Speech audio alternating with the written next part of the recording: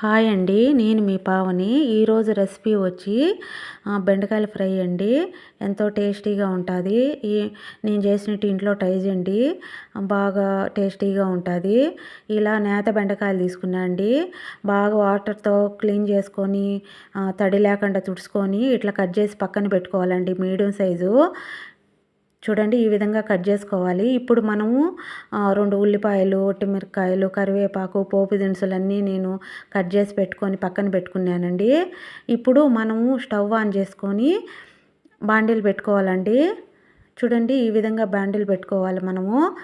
ఇప్పుడు మనము 4 టేబుల్ స్పూన్లు ఆయిల్ వేసుకోవాలండి.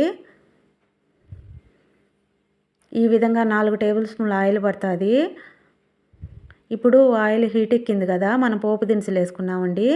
ఒట్టిమిరపకాయలు, ఆవాలు, జీలకర్ర అవి మనం అన్నీ వేసుకున్నాం కదా. ఇప్పుడు పోపు దినుసులు వేగినాయి కదా. ఇప్పుడు మనం కొద్దిగా కరివేపాకు వేసుకున్నాము.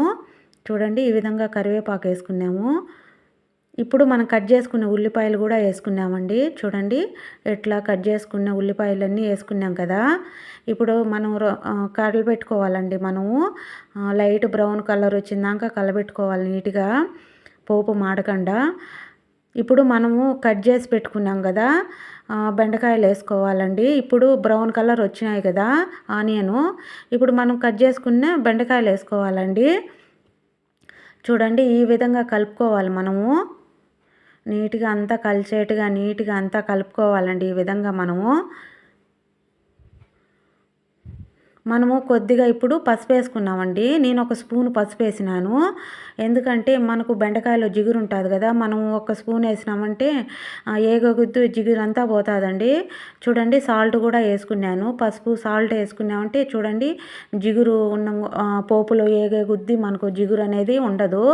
ఇప్పుడు మనము పప్పల పొడికి సిద్ధం చేసుకున్నామండి. చూడండి, ఈ విధంగా నేను అంటే మామూలుగానే ఇంట్లో ఎట్లా ట్రై చేస్తాం కదా, మనం పప్పల పొడి చేస్తాం కదా, అదే విధంగా చేసుకున్నానండి. పల్లీలు, పుట్నాల పప్పు, ఎండుమిరపకాయలు అట్లా అన్నీ వేసి మిక్సీ కొట్టి పెట్టుకున్నాను. చూడండి, ఈ విధంగా బాగా వచ్చింది కదా మనకు. ఇప్పుడు మనము ఈ పొడిని మనం బెండకాయల ఫ్రైలో వేసుకున్నామండి. మీ ఇంట్లో తప్పనిసరి ట్రై చేయండి, చాలా టేస్టీగా కూడా ఉంటుంది. చూడండి ఎంత బాగా వచ్చిందో. చూడండి, ఈ విధంగా వచ్చేది. రోటి పచ్చడికి వేడి వేడి అన్నం వేసుకొని తింటే ఎంతో టేస్టీగా ఉంటుందండి.